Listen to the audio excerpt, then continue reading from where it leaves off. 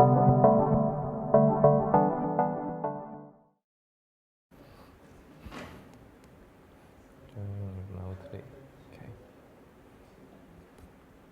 Should stop already. Join.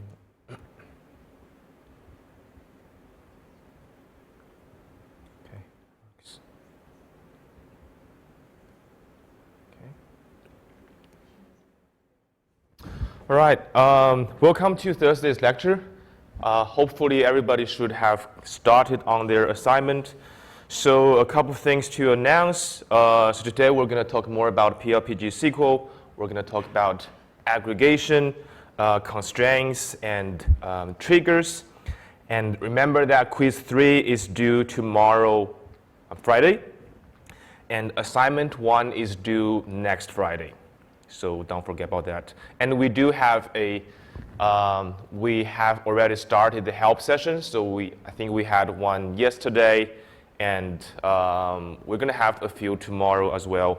So if you do have any kind of setup problems or problem clarification and issues, or you have your code doesn't work and you need a tutor to take a look for you, you can go to a help session, and that's easier. Or if you got code on your you got stuck on your code, you could also post it on the forum, but you got to post it in the private section where you can privately share code with our team, and we can look at your code, but you can't share your code with other students, obviously.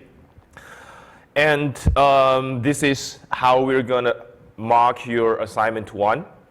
So I think it is specified that you only need to submit the assignment 1 SQL file. And what we'll do is that for each SQL file, we'll drop all of the databases. We'll recreate those databases. And then we're going to run your assignment 1 SQL file. So make sure that this runs, and make sure that it doesn't throw any error or stuff like that. If it throws an error, then we need to manually run your code, and it may not run as intended. So make sure that there's no syntax error in your SQL file. And basically, we're probably also going to test your code on a slightly different database with the same schema. So basically, we're expecting your code to handle every type of instance of the database with the same schema. So basically, you get to test with the database you have now, but we'll probably test on a larger database so that there could be some corner cases. Yep. If our SQL queries run in the correct amount of time off the first database, can we be confident that they will also run another 3 seconds? That's a good question. So you have to, most likely yes. If you don't make some mistakes, I'll list today. Most likely yes. And if you follow the suggestions we gave you, most likely it's going to be okay. Yeah. So it's not going to be like you write a SQL query and it runs 3 seconds on your database, and then we test on a slightly bigger database and it runs like for 2 minutes. It's not very likely. But I appreciate your thinking ahead. So when you're writing a query, think about, I'm addressing the problem defined under this schema, not just for this specific instance of the database. Okay, and we're going to briefly talk about debugging in PostgreSQL, and especially in PLPG SQL. So I think we have already seen some of these. So raise notice, what we can do is that we can treat raise notice as a print statement. And in any programming language, being able to print is going to be super helpful if you want to find out what went wrong for your database in your program. So you can print a string, you can print the values of these variables, and that's just illustrate that via a very easy example. So this is the factorial function. Basically, it takes in a number and then it returns the factorial of that number. So for 1, it returns 1. For 2, it returns 2. For 5, it returns 120. And the way we implement that is we're using an iterative way of implementing it. So basically, we ask fac, this is the result, and then we keep multiplying integers to it, and then in the end, it returns the factorial. And this is the iterative approach. You can try with the recursive approach at home. And they should run with the same time complexity. So there's no difference. Let's look at this. And first, I'm going to load all of the database as well as data we have for this lecture. And all of these shop files, I will share them with you after class. So let's experiment with the factorial function. So we can test this factorial function. We can see basically within the for loop, we can print the current value of I as well as the end result fac. And we can even formulate them nicely in the print statement. We can say I factorial equals the current value of the factorial. So basically, we're building up the factorial. 1 factorial is 1, 2 is 2, 3 is 2 times 3, 6, and stuff like that. So this is an easy example to illustrate how we can print intermediate results from the database, especially in PLPG SQL functions. Okay. And another thing we have to be careful when we are doing for loops in PLPG SQL function is that this is a super common syntax when we want to iterate. So this is probably the whole reason why we use PLPG SQL function over SQL function, which is we would like to iterate through every row in the table, or we would like to iterate through every row in the query. So we define a query, like select everything from the table, and then we apply some filtering, and then we go through every tuple in that result. And obviously, there are two options whenever you do something like that.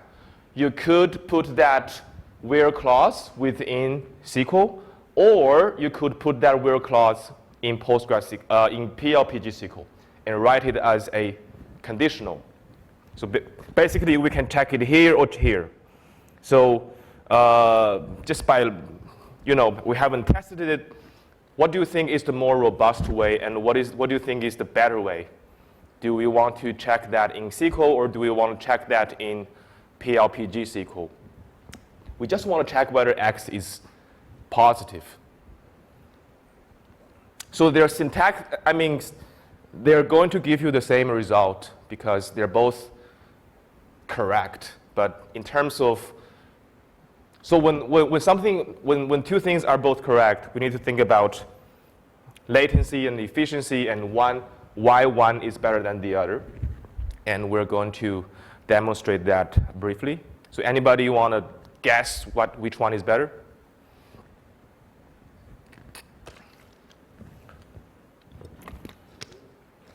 Pardon? The SQL, filtering SQL, right? Yeah. That's a good guess. So basically, when you frame it like the first one, you're forcing PLPG SQL function to go through every row in that table. So you're forcing it to go through every table there, and then you check that. So basically, let's say that the length of the table is n, then the complexity of that will be big O n, which is a linear time complexity. And let's say that the result size is m, where m is a lot smaller than n. Let's just say that the result size is just 1. There's one row satisfying this condition. And in that case, the second option, the time complexity will be big O n, which is a lot smaller than big O n. because there are much fewer tuples satisfying that constraint. So if we frame it like that, it will only go through the tuples satisfying that condition, and it will go through fewer tuples. So this is, so when you're looking at database, you need to think about the time complexity behind it, and then you can better understand how to write joins, and why certain joins are faster than certain joins. So we can probably demonstrate this. So we're going to implement this. We're going to implement both of them, and then we're going to print out the number of rows they visited. And so we're going to test them on a small database. Let me see. Here is, OK. OK, let's look at the classic beers table. So we got name of the beer as well as the manufacturer of the beer. And let's just look at filtering in the loop approach. And we will also compute the number of rows we have iterated. So in this function, what we're doing is that we're going through every row in beers. So select start from beers. Let's just see. We have like about 18 beers. So in this example, we're going through every row in the beers table, and then we're checking whether the name. So here we're defining a rec as an local variable, and then the type is beers row type.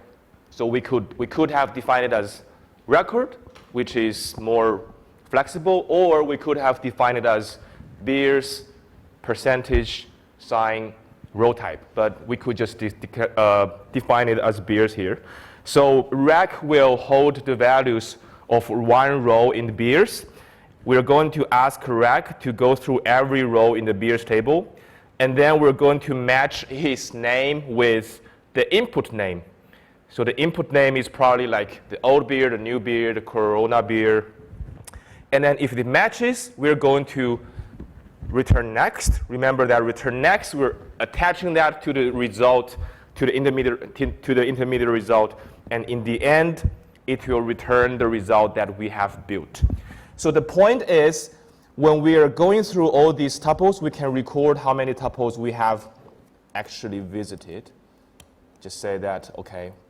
And so we create this function. And now let's just test on a couple of beers. So I'm not sure if this is a legit beer name. OK. Is this a legit beer name? OK. Let's just test on old as well. I think old is a beer name. Old is a beer name, and I think new is a beer name as well. OK. So we have tested 3 queries. And you can see that in the first query, the result size is just 1. In the second query, the result size is 2. In the third query, the result size is 1 again. But how many tuples have we visited just to get that one row? We have visited 18 rows in all cases. So this is kind of like not a smart way of doing things, because if you look at the beers table, beers table, let me just limit the first 5 ones. So the beers table, it should have 18 rows, but in reality, right now we're playing with a very small database, but in reality, what if the beer table has like 1 million rows? What if we're looking at a students table? What if we're looking at Instagram users table? We will have like billions of, the table would be like, there are billion users in the table. In that case, if we have to go through every row in the table to just get one row, it will be very inefficient. So let's just look at the other way of doing things. So here we put that filtering condition in the select from where clause. Here, we're matching the name early in the select statement instead of in the loop. So in this case, we can also compute how many tuples we have visited to get the beers matching the input name. So this is another function with the same functionality but different speed. So this is called filter with where. Okay, this is a long name. So if I'm going to test with old as well. Old got 2 rows, and then another beer, 1 row. So if you look at these examples, what we're doing here is that we're putting the check part in the where clause, so that when we are using the for loop to go through every row, we're actually only looking at the rows that are in our result set. So in time complexity, this is basically like constant time. So if you look at the total number of iterations here, you see that in the for loop, we have visited 1 tuple, we have visited 2 tuple, and we have visited 1 tuple. So this is much more efficient. So this is just an example of the good practices versus the bad practices you could take advantage in the assignment as well as in the future. So don't do that. Don't go through every tuple like that and put the conditionals in the where clause if you could. And sometimes, if you find yourself writing a nested for loop about 2 tables, then you might want to consider, could we have done this using a join to join those tables? Because remember when we showed you the pseudocode of a join, the most naive way of implementing a join is through a nested for loop. We go through every tuple in the first table, and then for that row, we go through every tuple in the second table, and then we try to match, and then we grab the matched result. So that is the most naive way and the most inefficient way of doing a join. So we don't ever want to do that in practice when we are writing our own functions. When we write it as a join, so if we have 2 tables and then we know they can be joined on specific columns, if we write it as a join in the basic SQL, what happens is that the PostgreSQL engine will figure out smarter ways of performing the join other than the nested for loop. So we don't ever want to write something we don't ever want to implement the nested for loop to do the join in PLPG SQL, because that would be the most inefficient way you could ever do the join. So instead, you want to do the join in SQL, and then you just want to use 1 for loop to go through the result. Let me see if we have an example for that. Do we have one?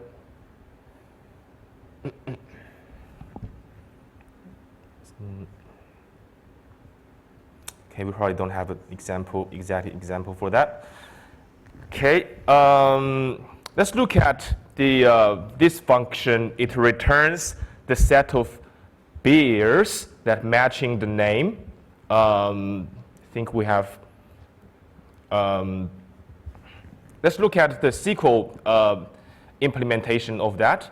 So we have looked at how to return the set of beers matching a name, and we have demonstrated whether we should put the if statement here or we put the where statement in the for loop.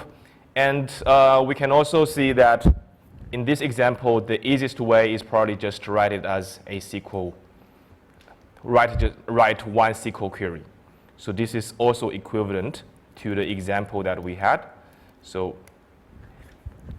if you write it as a PLPG SQL function, then you need to put return query here, followed by your SQL query. And if you write it as, so this is equivalent to just a SQL function. If you change the language to SQL, then you can just comment out return query, and then it will be the same. Okay. So in case you are wondering what does this mean, this is basically case-insensitive regular expression pattern matching. So you can you don't have to match the exact text. You can actually write a regular expression in it and see if it matches the regular expression. So for so this here I'm demonstrating a exact match. So we could also match a regular expression, like if you want to write something, if you want to match something ending in certain, so let's just say that I want it to end. So $ is the end of string. So if I want every beer ending in lowercase d, it will give me the old beer as well as the red beer. If I want everything starting with, I don't know, T, do we have that? We can have a beer, then it matches to the 3 sheets. So regular expression is very powerful, and strongly encourage you to look into that. Okay, so we have looked at the how we should avoid the poor use of for loop, and we should always apply the filtering in the where clause where applicable. And now let's look at how to return multiple results. So a lot of times what happens is that we don't want to just return one type of value. So for instance, in the bank database, when we are doing a withdrawal, we're often popped with 2 sets of values. One set of value is the transaction number or the message telling you that whether your transaction went through or not, and the second is your final balance. So, and in many other applications, you need to return more than one value in the function, and this is where we can use the out parameter. So we can actually, there are actually 2 ways of returning multiple results. We could use the out parameter, or we could create a user-defined type, and then we can just return that type. So we have looked at how to create a type and return that type in the last lecture. So today we're going to look at how does the out parameter work. So basically, in the function, we don't specify the return type. So notice that before we're returning a set of, we're returning an integer, we're returning a text, we're returning a set of beers, and now we're not specifying any return type. We're only specifying the out parameter, which will be basically the return types we'll be returning. So basically, the output of this function includes 2 parts, the sum as well as the product. So this is the example. So what we have learned in previous lecture is we could do a sum of the product, a sum of the integer, and then we can do return integer, or we need to write another function, product of integer, return integer. So in here we can, basically we can have 2 channels for the output. Let's quickly demonstrate that. And so basically we get 2 channels for the output. And let's just put 3 and 4 there, and then the sum will be 7 and the product will be 12. That's an easy example. Let's look at how we can implement the withdraw function in the bank database. So basically what we want is we want to use out parameters to return the new balance as well as a message. So if the transaction goes through, if we have enough money to withdraw, we return success to the as part of the text, and then we also return the final balance. If it didn't go through, we return, sorry, you didn't have enough money in your bank account, and we're going to display your current balance. So this is how, so the logic is pretty simple. In here, we first use select into to compute the new balance.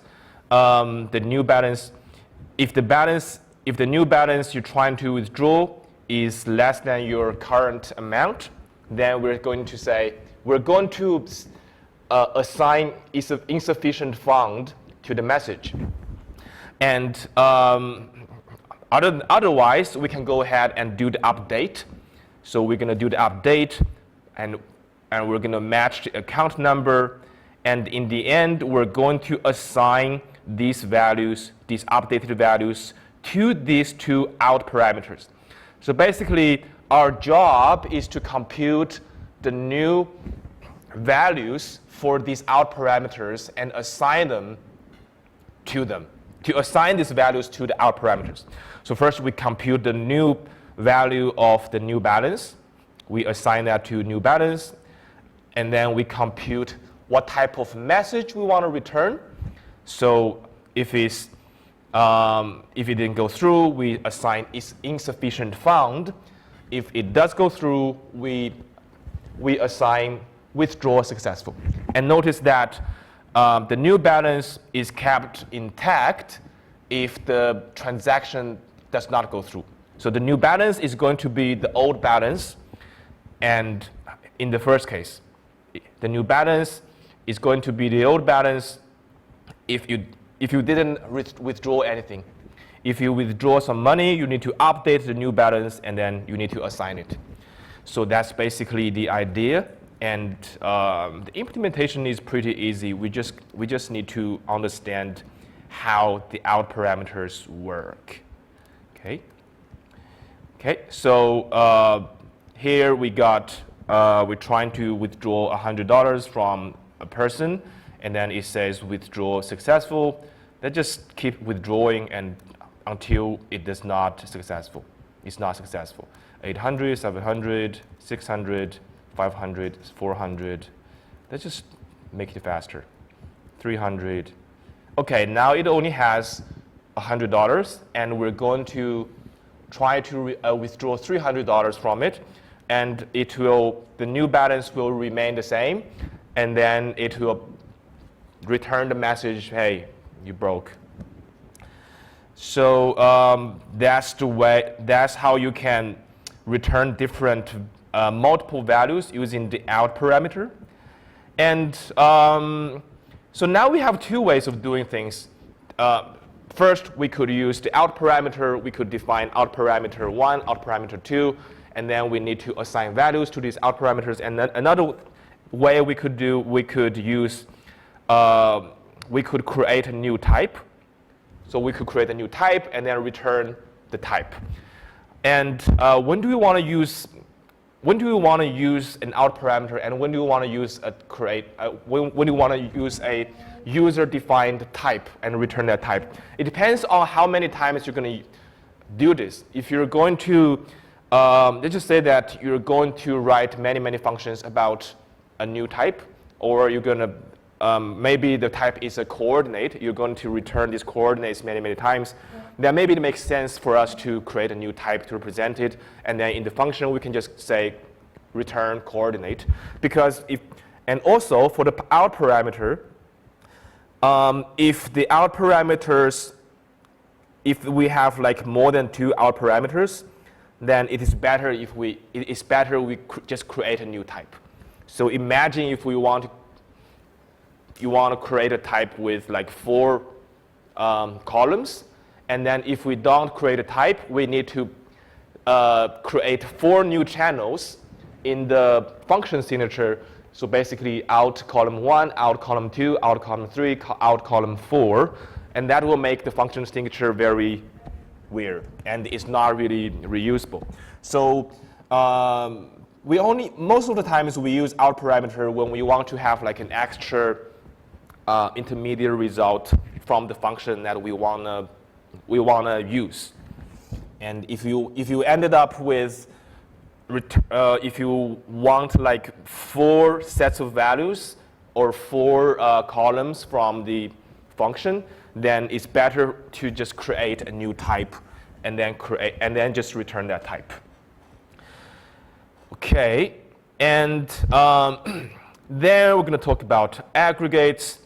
So aggregates are super important. Most of the times when we group the table by certain columns, we want to compute the aggregate or some kind of summarizing statistics per group. So I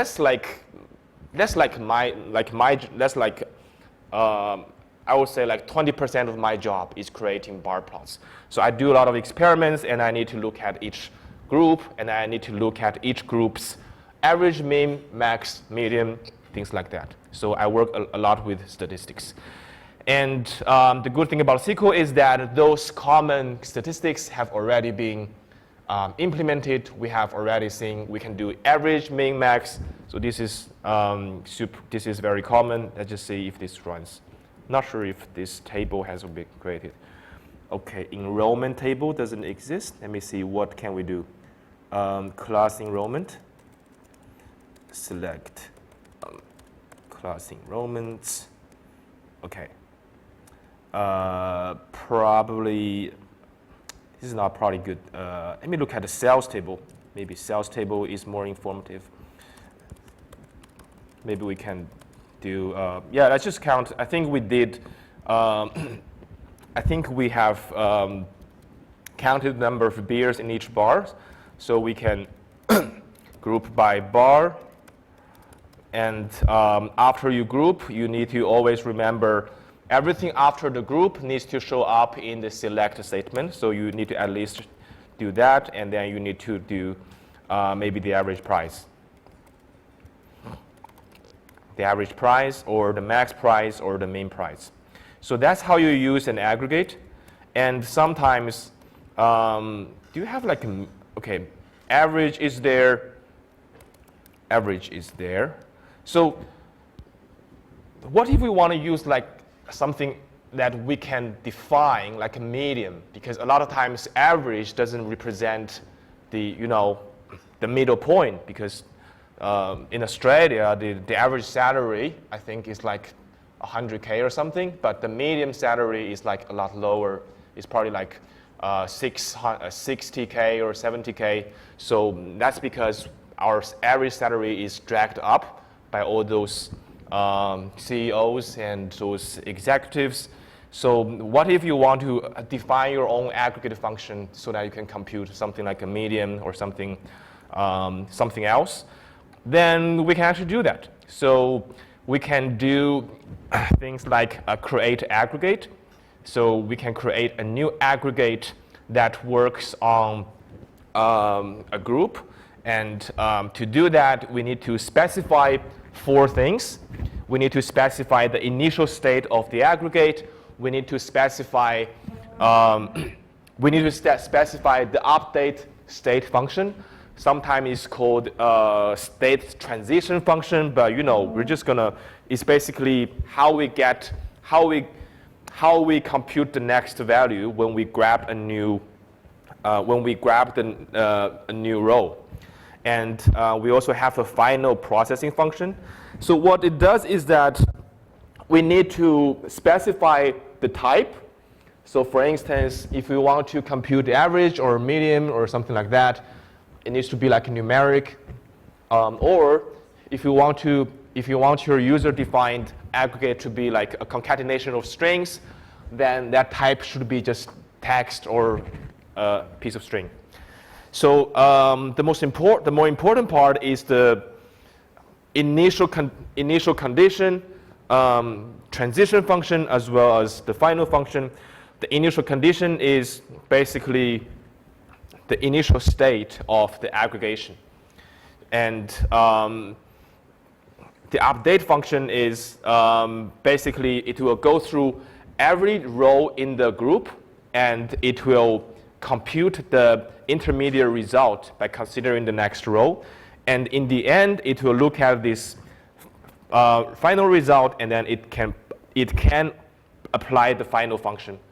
So a lot of times, depending on how you implement the aggregate, the final function, you can get away with not having it, or you can get away with not having an initial condition is default to no.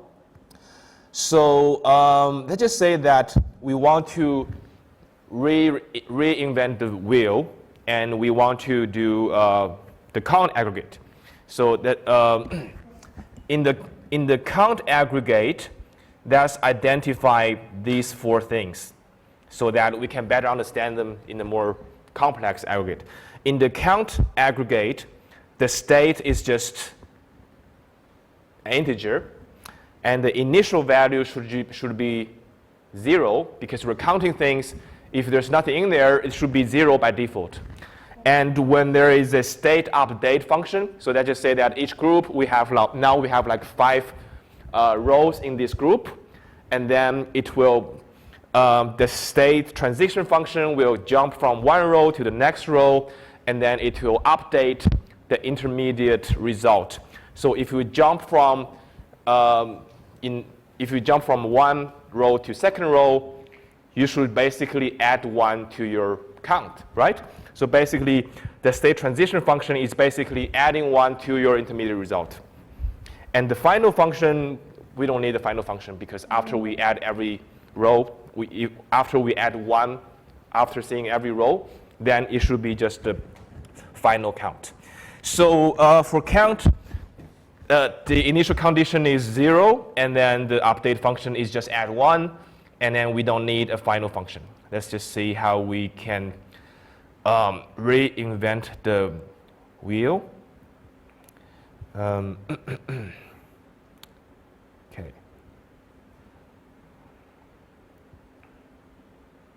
Okay. So here, this is the part we are reinventing it. So we need to create this aggregate called myCount. So this is our version of the count aggregate. After defining it, you can use it in combination with group by again. So the initial condition is 0. So we start with nothing. And then the type is an integer. And then we need to define the state transition function.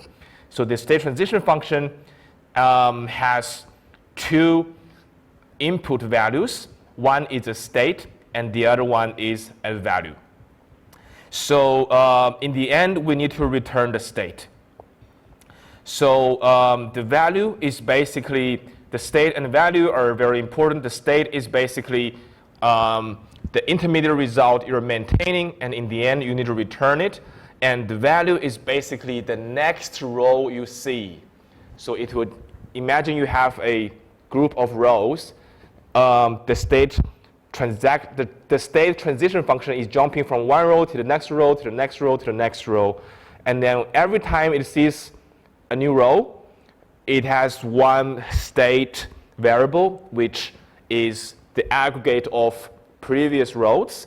And then now we need to apply aggregation to the next row. And then that next row is the value here.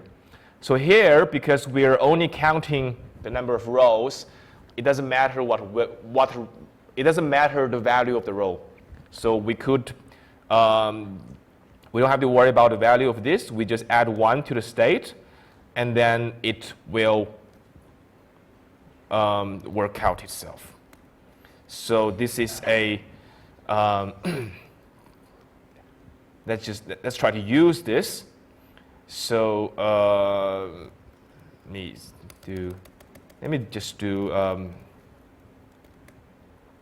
so this is a normal count, and what if I use myCount? So if I use myCount, wait, did I define it? Count transition. Okay. Create function. myCount transition number. Transition is great, and okay. I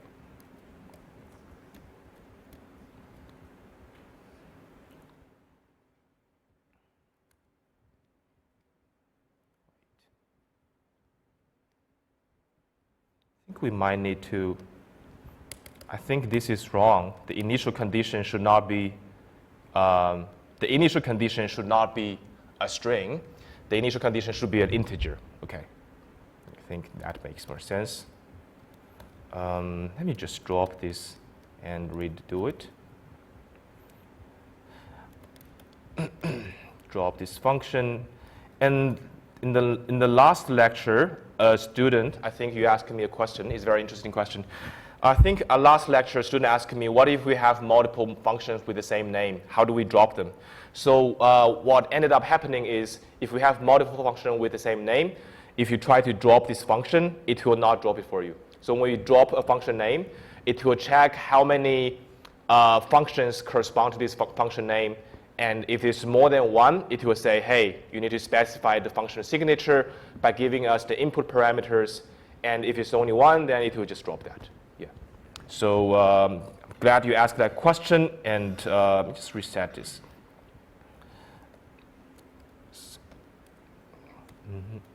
Schema. Let me see if this works out. So first we define the state transition function, and then we need to define the aggregate, and then there's select from the cells. So we're gonna group by bars, and we're going to count the number of so count, and just see my count. That's weird. Okay, we'll come back to this. We'll come back to this example later, and let's just look at the product example. So in the product example, the initial state should be 1, and the transition state should just be the multiplication of the two, and then we also don't have the final. Final function to process it. So also, what we can do is that we could write our own string concatenation. So I think this occurs in the practical exercise of this week. So this is an interesting one where we can actually use the final function. So the initial, if we want to do a concatenation of strings, we need to define the initial state. It is usually just an empty string. And then we need to define the state transition function. And in this example, we're not including any final function. So basically, initially, we need to check whether the state is empty or not. If it's an empty state, it means that the state is empty, and we haven't checked the first row yet. And if we have iterated to the first row, then what we can do is that we can grab our intermediate result, and then we can concatenate that with the next row, and then we can put a comma in between. And in this way, so imagine initially we got an empty string, and it doesn't do anything, and then it just return the value. So basically, let's just say that we got apple, banana, and oranges. After the first state transaction function, the state will be apple. And then in the second state, it will be apple, comma, oranges, apple, comma, bananas. And in the third run of the state transition function, it will be apple, banana, and oranges separated by commas. So in this case, we don't need a final processing function, but we're going to also implement the case where we do have that. So let's take a break for 10 minutes and think about how we can implement this without this if statement, but with the final processing function.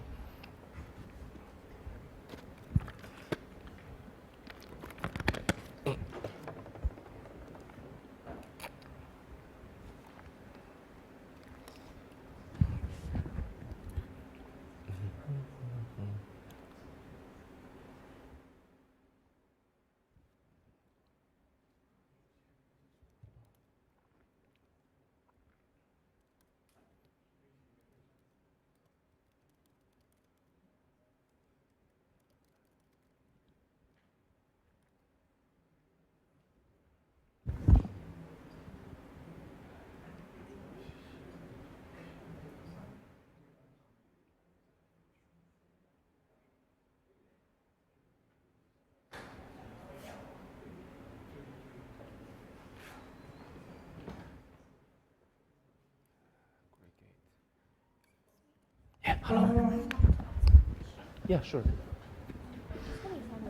Yeah. Allowed to use case when statements? Yeah, you're allowed to use that. Oh, I don't know if we've used it in a lecture before, that's why.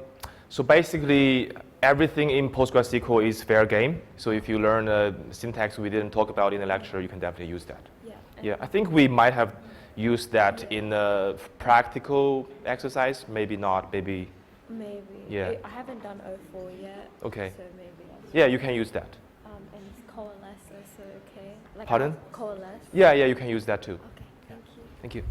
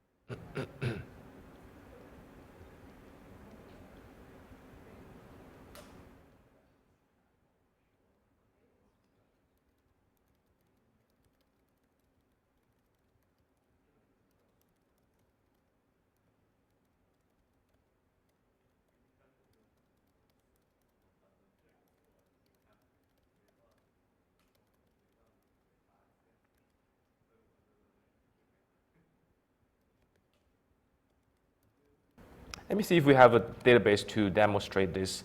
So, okay, this is a good one. R. So R is a database. So A column is a bunch of integers. So if we do select product and we're getting the product of all A columns, then we could do, it will give us 6. So initially it is 1. So initially the intermediate result is 1, and then after it sees the first value, it will multiply 1 by 1, you get 1, and then it goes to the second value, it multiply 1 by 2, and then in the end it multiply 2 by 3, you get 6. So that's how state transition function works. And what if we want to, let's just demonstrate another case where we don't need the final function, where we only need to define the state transition function, which is the string concatenation. So I think string concatenation is actually a built-in aggregate in PostgreSQL as well, but we're going to reinvent the wheel here. So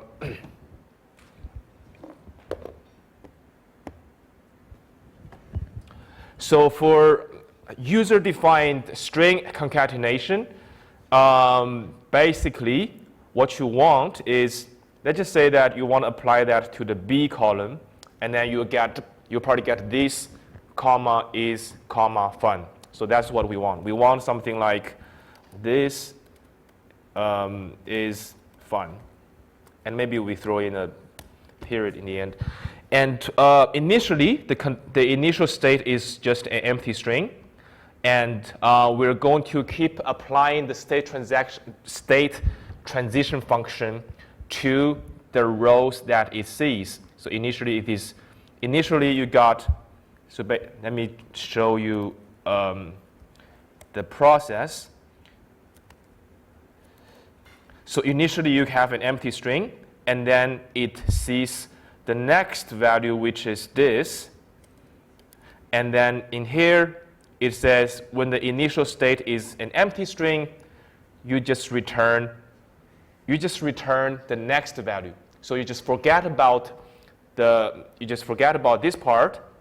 You see? So this is state. So this is basically state, and this is basically the value in the first run.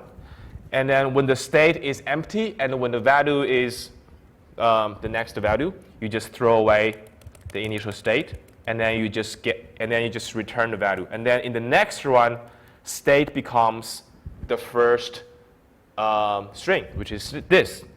And then in this case, the state is basically the current intermediate result, and then the value will be the next value, the next row, which is just is.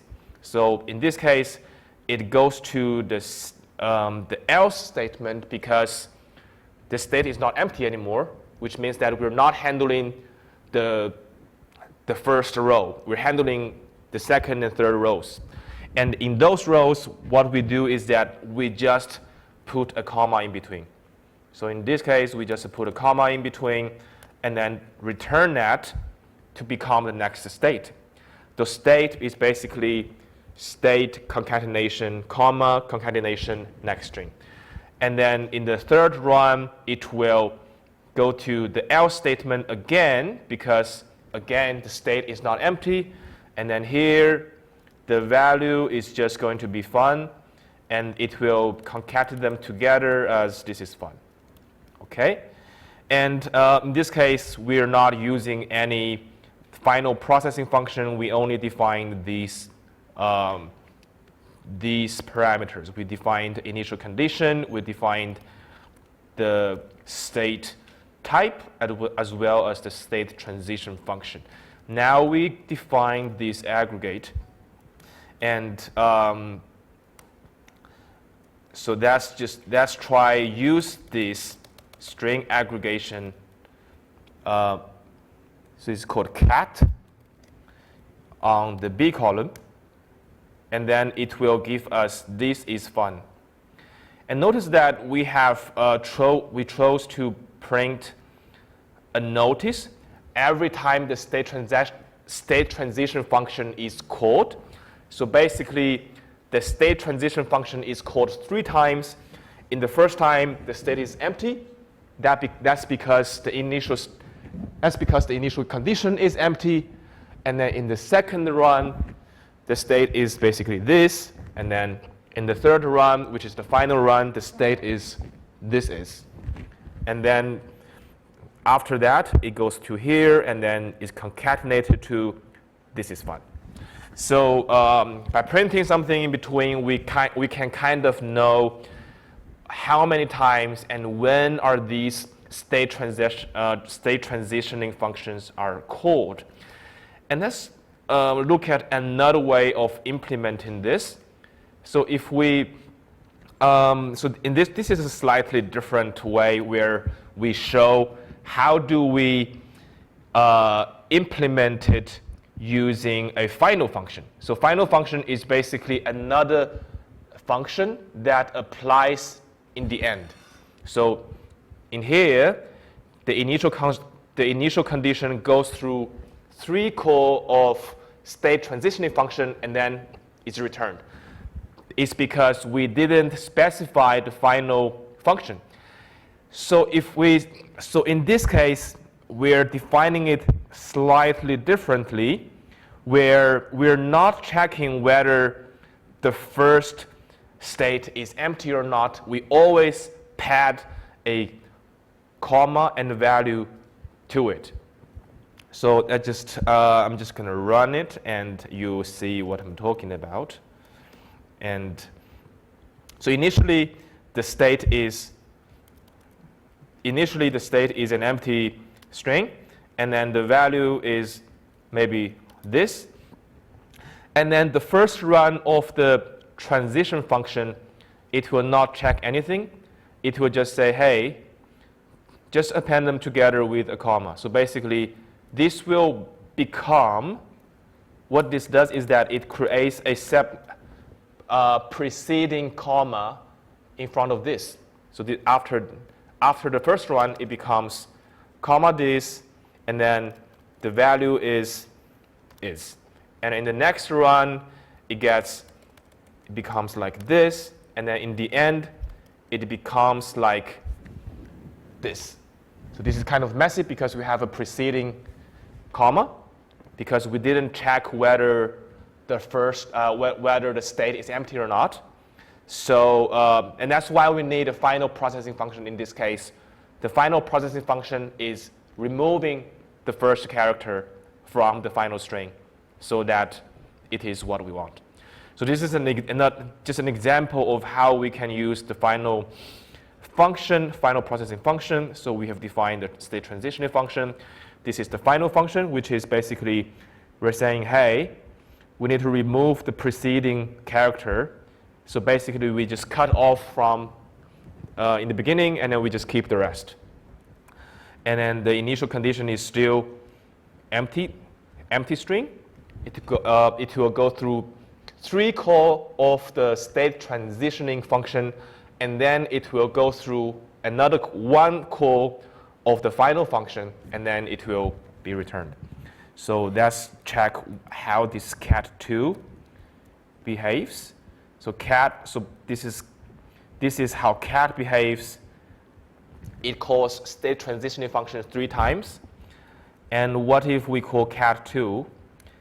It calls state transitioning function 4 times, 2 times, and it calls the final function twice.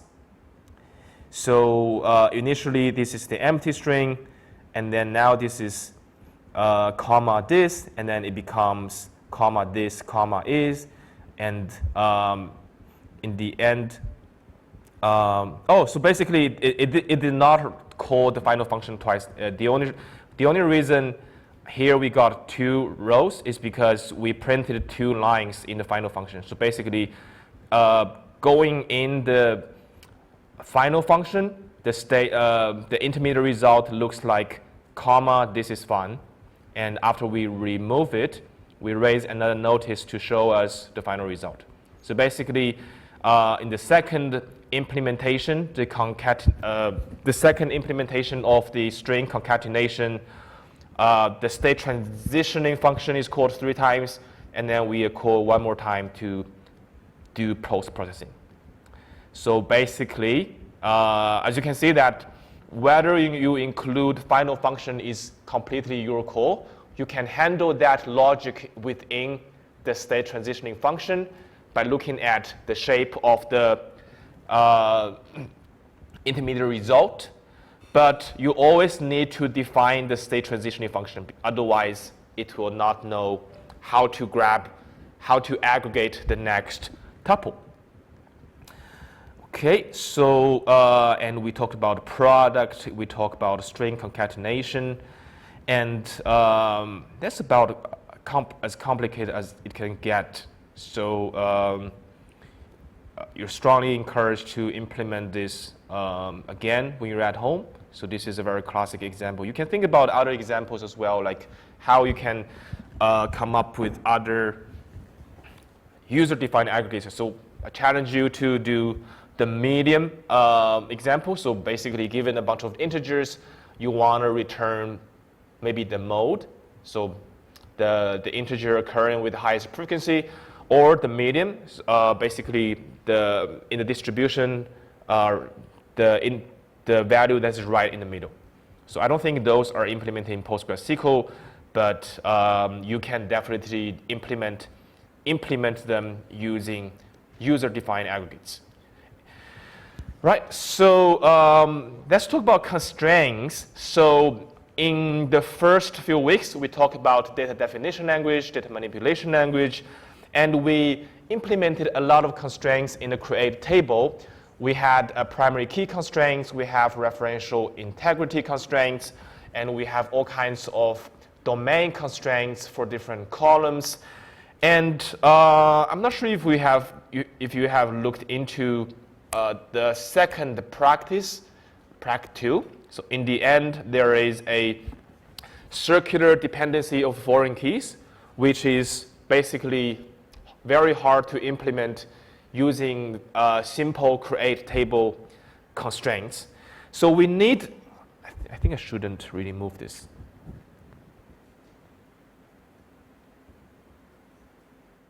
So basically, we need some kind of global constraints, a schema level constraint to ensure the data integrity. So this is one of the constraints we could do. So basically, the asset in the brand, the asset should be the sum of all account balances in the branch. So in the branch, we need to compute the asset. So we need to compute the sum of all of the balances from your accounts. So this is kind of like a schema. This is kind of like a global constraint we need to ensure. And we can think of other examples as well where, for instance, we could have, like, I think in the first lecture we talked about the Justin Bieber effect, where we had like the number of likes for different celebrities, and then we also have a likes table stored in the database. So another constraint we want to enforce could be the number of likes in a celebrity equals the length of the likes they correspond to. And also maybe we could have like, maybe we're storing your age like as a derived attribute in some data in some table, and we're also storing your birth date. We need to check that as well. So these global constraints we need to are very important, but in SQL we cannot really use an assertion to check global constraints like this, because whenever we want to whenever we want to enforce a constraint like this, we're very likely to look at a giant table. Let's just say that in the Justin Bieber example, when you have the number of likes in the celebrity table, and then when you have the likes table as well, every time you insert a new like, you need to go through all of the likes rows. You need to go through all of those rows, and you need to compute the count of you need to count the number of likes in that table, and then you need to compare that with the number stored in the celebrity table. So that will be very, very expensive. So every time you insert one like, or every time you insert one account in the banking Example, you need to check many, many rows. For every account, you need to loop about 10,000 times. And if you insert, if you do a bulk insert, if you do like 100 account, if you have gotten 100 new clients, then this is super expensive. So what we ended up doing is that we don't implement global constraints anymore, and we settle with triggers. So triggers are more important to PostgreSQL, and they're closely related to PLPG functions and PLPG procedures. And basically, what trigger does is that it allows us to respond to important database events. For instance, there are 4 important database events. So querying, searching for stuff is the most important, obviously. But this is a read operation. We don't change anything. We just read. And the other 3 are insert, update, and delete. So all of these events are are also super important and they're more important to triggers because they're actually changing the database.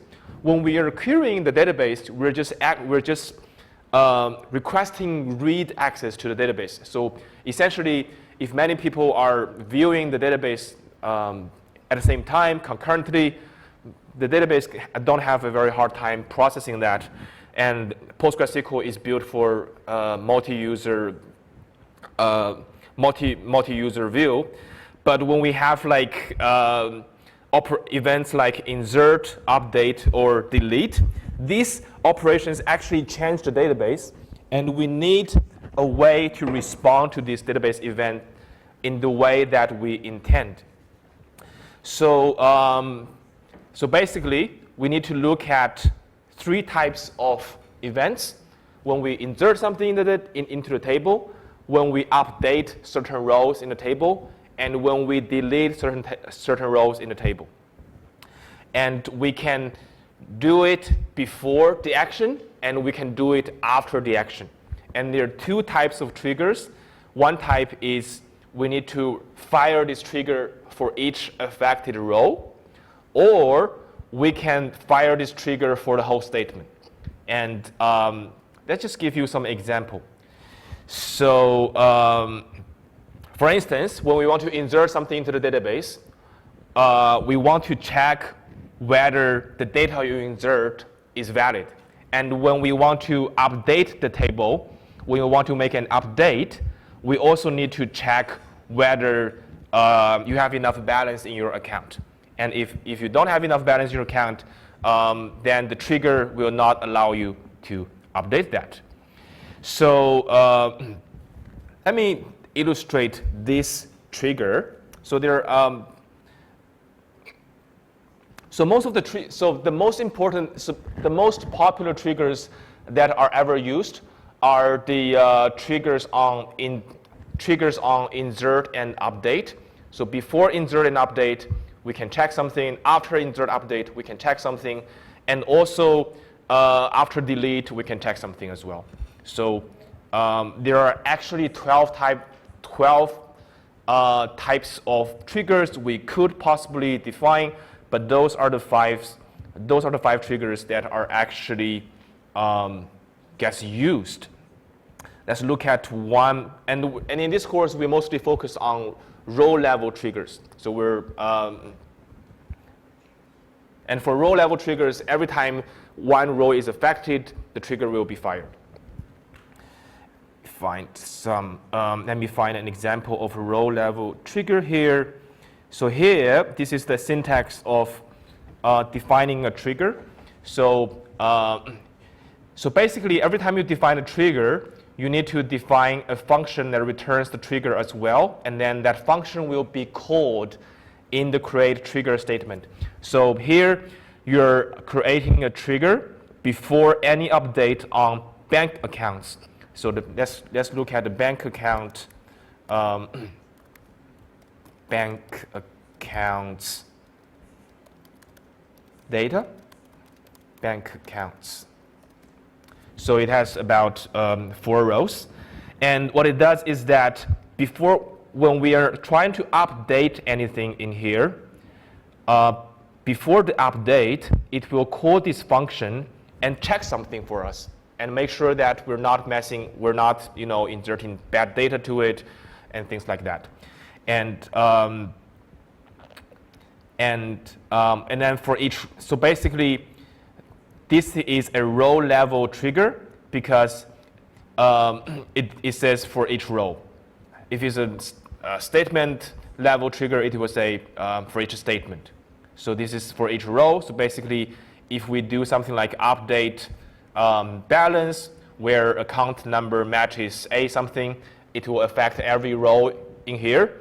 And then every row will call this trigger function once. So let's just see how this works.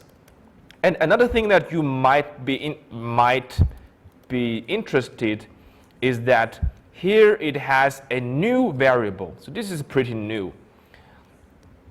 So what is this? So it turns out that in the function that returns trigger, there are two built-in variables that you should look at. So first one is old, and the second one is new. So the old variable is in, when you're doing an update, you have both old variable as well as new variable. When you're doing insert, you only have new variable. And when you're doing a delete, you only have the old variable. So basically it allows you to kind of check whether the new data is legitimate, and you can, if it's not legitimate, you can return the old copy of the data. So basically, old stands for the old copy of the data, and new stands for the new copy of the data. So in update, we have both old and new, and then for delete, we only have the old copy, and then for insert, we only have the new copy. So let's look at this trigger on update. So basically, we have already defined the trigger, but nothing has happened yet. That's because we haven't done anything yet. We need to do an update. So here, this is an update, and then we need to update where the branch is Sydney. So Sydney affects about 3 rows. So we're expecting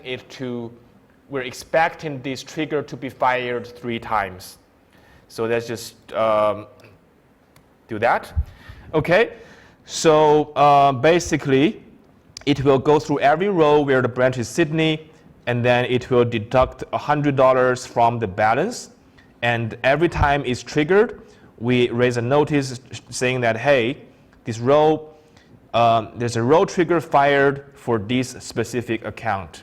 So this trigger is fired for 3 accounts, and here, this returns account number. So basically, this is new.account number. New is basically, you can consider it as a record, and it holds the new copy, the new version of the data, and it will just return new. And in the more sophisticated trigger, what usually happens is that when you try to update something, you need to check whether this update should go through or not. If it should go through, we just update it and return the new version. If it should not go through, we'll reject it and say, hey, you're banned, you cannot do this. And then what do? We should return the old copy of the data because we are not allowing the update. So, so that's one example. And let's look at a statement-wise trigger. So this is a statement-wise trigger. Notice that in the trigger function, in the trigger definition, it says we're not performing this trigger on each row, we're performing it on each statement, which means that, so this is a statement. This is an update statement, and if we have a trigger defined for each row, and then this statement is executed, then we're firing that trigger for each row. But now we are defining a trigger on the statement. So basically, this is one statement, and then this trigger will only be fired once because this is just one statement. So if we do let me see if we have correctly defined this trigger as well. So basically what this trigger does is that it will not do anything, and it will just raise a notice saying that, hey, the statement trigger is fired. And it's actually returning null. So this statement trigger is defined. Now we can execute the update statement again and see which triggers are fired and fired how many times. As you can see that the statement trigger is fired once, and then the row triggers are fired 3 more times because the trigger has been because it affects 3 rows in here. And notice that we don't return anything because we have already returned the new copy in the row level trigger. Okay. So let's look at another example where so this is a slightly more interesting example where we're not always allowing you to make the update. Because in the previous example, we're saying that, hey, whatever you do, we're saying that this is triggered, but we don't do anything. We just let it do it. But here, this is the more realistic example is we're preventing negative balance. So if the new balance is less than 0, then we say, don't want to do that, we cannot do that. And if the is capped, and so actually not. Here we're just clapping it at 0. So if your new balance is less than 0, we're just clapping it to 0. And we're still letting you do the update. So basically, we're defining this trigger on accounts table. Let me see accounts. Accounts. So accounts, and then it is defined for each row. So for every row that is matching the update, this trigger will be fired. So we're defining this function, and then we're defining this trigger that uses this function. So the tricky thing about trigger definition is that you can never define the trigger on its own. You have to define a function that this trigger can use. So basically, this trigger is defined on this table for each row, and it will execute this function. So basically, for each row, it will call this function on that affected row. And in that affected row, it has an old variable, it has a new variable, and then it will have some internal logic depending on how you want to implement things. So let's just say that I want to set the balance to be negative 100 for one account, and then let's see.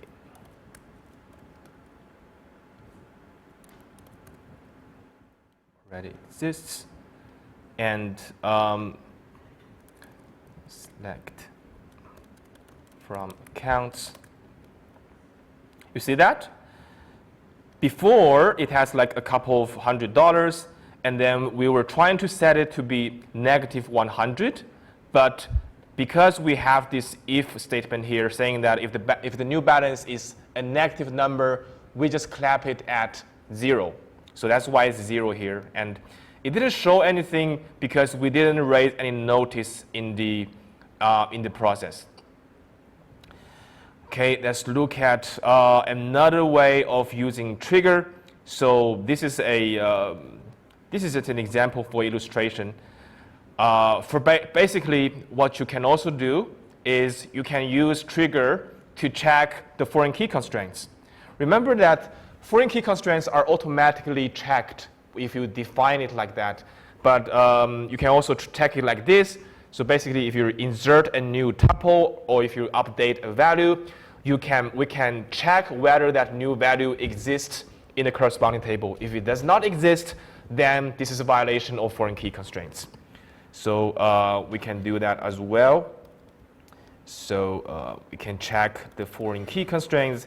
And in practice, this is rarely done because if you have correctly implemented foreign keys in the create table commands, then it will check this automatically for you, and it will not have a problem.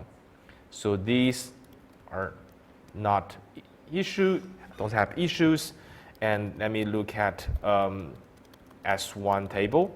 S1 table has a foreign key. So basically, R is a foreign key in R1. Let me look at R1. It should be a very small table as well. R1 has 1 and 2. So if you insert something with R as 3, then it cannot find that value in the R1 table, and then it will throw you an error saying that, hey, this is a foreign key constraint violation. So here you can see that it tells you that this is a foreign key constraint violation that we have printed, and now it does not even allow you to insert. Okay, so up until now we have looked at the triggers before we insert or update stuff. Now let's look at a trigger after we insert a row. So for most of the times when we define a trigger before we do something, we want to check whether this data is legitimate, and we want to decide whether we want to proceed with the insert or update. But when we want to define a trigger that says after insert, after update, what is usually the use case is that we need to maintain something in the other table so that the numbers agree with each other. So basically, for instance, if you have a new enrollment, if you have a new mark, and then somewhere else we're storing the number of students and then the average marks for this class, then when we're performing the insert, the insertion itself is fine, but we also need to consider the side effects of the insertion. So this is where we usually do an after insert trigger or after update trigger. Let's just say that you have like 50 or 60 in 3311, and then we have like another table storing our marks as well as average marks, and then and now you said, hey, I have an extension, I have another chance, and then now I give you like 80 marks, 80 points, and then after we update your value in the database, what we need to do is that we need to find the corresponding rows that are affected, and then we need to update those rows as well. So this is usually where after insert or after update triggers are defined, and they're usually defined for each row as well. So here, what it's doing is that we're looking at the classes table. Let me look at this table. Let me look at this table first. Okay, this is a fairly big table.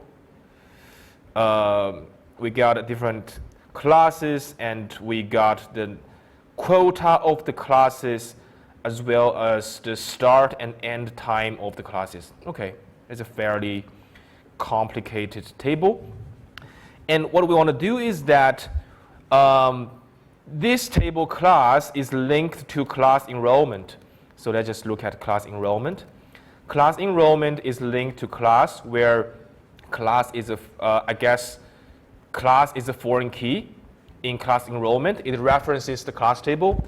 And whenever we have another enrollment in this table, what we should do is that we should update the number. We should update the number of students in this class. So this is kind of what's happening in the timetable UNSW website, where you have an enrollment, and then their record of number of students change as we have more students, as your enrollment is processed. So basically, whenever we have an after trigger, we are using it for the side effects. So now that we have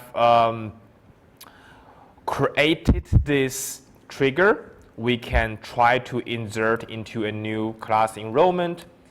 And when this is done, the classes table should be updated.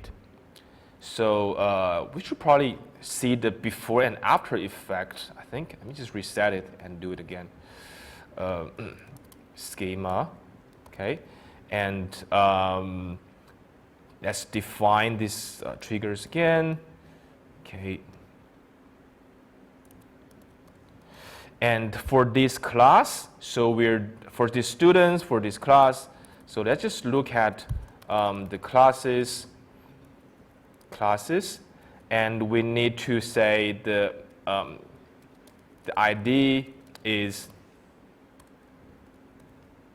6733, and we need to find the number of students in here. So number of student is 0. So at this time, this course has no enrollment.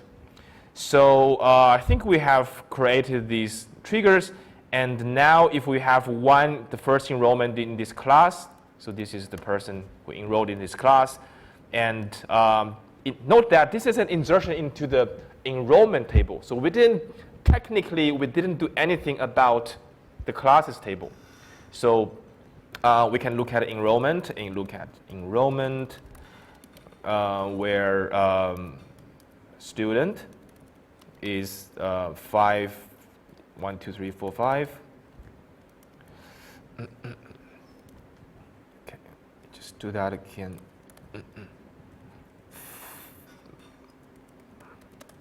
Okay, so now we have the enrollment record of this person in this course, and hopefully the number of the student number is reflected in the classes table as well, because this is the side effect of your enrollment. Now we have one more students. Okay, so this is basically the use case whenever we want to do an after trigger. So you can imagine a lot of times it's written as after insert or update. So if you want to do or update, you can do that as well. And then in here, you can kind of use an if statement to distinguish between whether this is an update event or whether this is an insert event. But initially, it's better that if you just write these triggers independently. And let's look at another example of a trigger defined on the delete event. So what if we delete something? So if we insert something, we need to increase the number. If we delete something, we need to decrement the number of students in that class. So this is pretty much the opposite. So what it does is that it go to the corresponding class, and then when you delete from the class enrollment, it will apply student number equals is assigned the new value student number -1, and then it will return the old copy of the data, the old copy of the class data. So this is looking at the class table, and this is listening on the class enrollment table. So when we have one less enrollment, it means that we need to update the class data accordingly. Do you see any issue with this trigger? So let me just first demonstrate that, and then we can talk about whether this trigger has issues. I think it has a couple of issues that we could make it better. So let's just say that here we're looking at, we're basically deleting the student that we have inserted just now with deleted 1. And now if we look at the number of students in that class again, it becomes 0. So this works well. And I think one thing that's missing from the function here is that we're not really checking whether the delete is legitimate or not. So we should probably check whether this delete statement is legitimate. So we're trying to delete. So we're trying to perform this on the database class enrollment. But what if there's no student matching this record? What if this delete statement is not legitimate? If that happens, then we should not really decrease the number of students in the classes table. So I think if we should have like an extra conditional to check whether this works out. And this is another example. We can also do after insert. So I think we have done after update, before update, after delete. And another two important triggers are after insert and before insert, I guess. So after insert, basically, when you're doing something afterwards, you're trying to check global constraints. You're trying to implement the side effects of this insert. So after you insert something, you want to update the values of other tables so that the database have data that is consistent. So in here, we have defined the check class size function. And so basically, what we're doing is that first, we need to go to the class enrollment table. We need to check how many people have already enrolled in this class. We need to store that as a local variable. So remember that we can do that. We can use a SQL query, and we can use select into to store that value. And then we can do some constraint checking. We can say that, hey, if you, if we already have like more than 9,999 students, then we should throw an error and say that the maximum size of this class has been reached, and we should throw an exception. And so this is also defined on every row. So after each insertion on the class enrollment, it will fire this function up. And let's just see the end result of this. So let's define the function first. So what's tricky about triggers is that you got to define the function that returns the trigger, and then you got to define the trigger itself. Define the trigger itself, and then we need to perform an insert on enrollments table. And for that specific insertion, this will be fired. So let's just do an insertion. I think we had an insertion here. Insert into class enrollment. So if you insert into class enrollment, in this case, nothing will happen because we have well less than 9,000 students in the classes. We have well less than, fewer than 9,000 students for the course. So let's just try to change this to like, what if we can change this to 0 and see the effect of this? For the sake of illustration, let's just see if it's larger than 0. We're saying that this is, if it's larger than 0, it will complain, and it should not. Let's just first delete this. Delete from class enrollment. Class enrollment, where ID is 6033. 6033. I think where class is that. Okay. And so basically, now we have no people enrolled in this class, and let's just check whether this works. And so now we're not allowing anybody to be in this class. So if we have Let me just do create or replace. So this is, you probably know you need to do create or replace every time. Because if you don't do that in your assignment, it will complain the same thing. Hey, this trigger, this function has already been defined. Then you don't want to do that, and you don't want to do that again. Let's just try the insert again, and hopefully this time it will complain. And yeah, this time it's complaining. It's saying that now we have one student, and the maximum quota is actually 0, so we shouldn't have any student enrolled in this class. So let me see what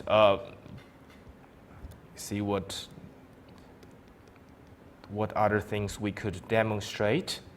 So basically, we have, I think there's a table comparing. So the takeaway message is when you're playing with these triggers, if it's an insert trigger, we have the new variable. If it's delete trigger, we have the old variable. And for the update trigger, in the trigger function, we have both new and old variable in the defined that you can play with. And these are the 5 most commonly used triggers. So before or after insert or update, and also after delete. So these are the most common triggers. If before you do any, all of the before triggers are kind of like checking data validity, and all of the after triggers are kind of computing the side effects of your action. And yeah, that's it for today, and good luck with your exam. And next week, we'll start to talk about how to connect the database using Python. Have a good weekend.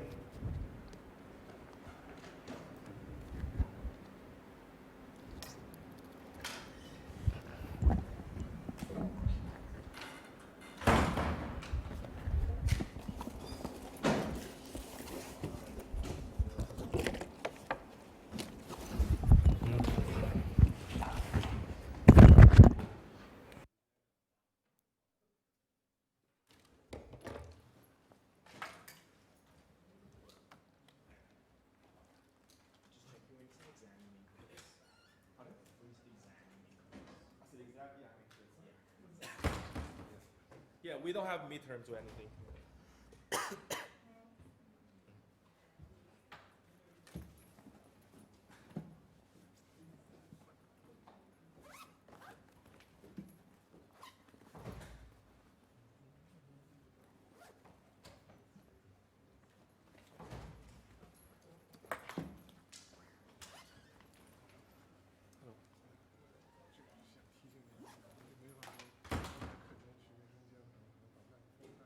Yeah, I realized that. I realized that. Yeah. Thanks so much.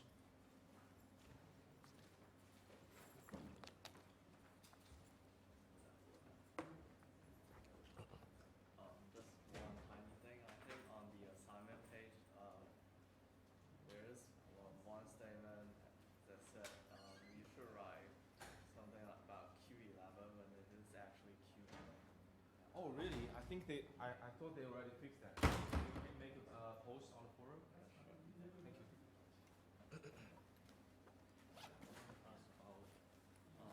The triggers. So here, they were used after insert, and we know that after insert is not going to change any value of the inserting samples. Yeah. And why do we still need to return news here? What's the meaning of return news? What if we don't return news? In the update trigger, you always need to return new. Yeah. You need to. This is like a convention. You have to return new because otherwise, it doesn't know whether you return new or old. Yes. You have to return new. Yeah, but this is after insert, it's not. Yeah, this is after user cannot. So this is a convention for insert or update triggers. You have to return new in the end. So I know it makes sense for we return new of updates, but here is insert, so we are not going to change anything. The return new is not used anymore. We will never use that return new in these cases. Let me see that.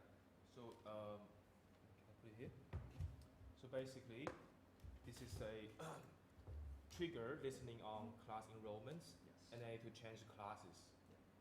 So We are just changing another we're table. changing another table's Yeah. number, and then we're returning new. Yeah. So No. yeah, this is a convention you have to follow, because if you return, you can try returning old and it will. But we don't have O for insert.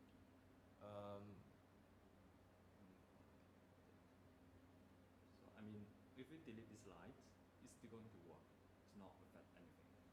But could we maybe have a compile errors? I think this is a convention. You can try deleting that line and see if it works. Because we just want to really specify we're turning new here. And I understand. So you're saying in insert we don't have old, Yeah. so we couldn't really return old. Yeah. Yeah, that makes sense. And also, I mean, if we use updates, the return new is very useful because we need to note what typo we need to update it. Yeah, because we have both old and new. Yeah, but here is after insert, so we are not going to change any data for the typo we change. We're just changing other tables, Mm-hmm. and the new return here is we were never going to use it. So I was thinking about it's not make sense here, but just maybe write a line here. Do you know what I mean? We were never going to use the return new in these cases. Yeah. Yeah. Yeah, you can comment that out and see what Is it? happens. Yeah. And also, do we have style guides for our assignments, like a website, show some example, like which style should we follow? I would say if you don't just, I would say the style you should follow is that if you don't hard code your code and try to make sure that these keywords are uppercase. Are using uppercase? Try to be consistent, then that's a good style, I think. And if you write create all in uppercase, Yeah. then stick to it. Don't write like create lowercase. here and then lowercase over there. That's a bad practice. Get it. And don't write everything in one line. And how should we split up? Just like, should we split up? Should we split up join to the next line or could be in the same line? Or I like- think overall you should just make it tidy, and then if you don't do hard coding and if you don't put everything in one line, I think All right. they'll just give you the style one. So Get it. just don't go overboard with that. Like I've seen people with like they do like a nested join and then they have like a check where exists one, which is completely unnecessary, where they're just doing it for no reason. And then we have students, we used to have students like that, but like most students will not do that. So, but for them, they will lose the style mark. All right. Thank you. Thank you.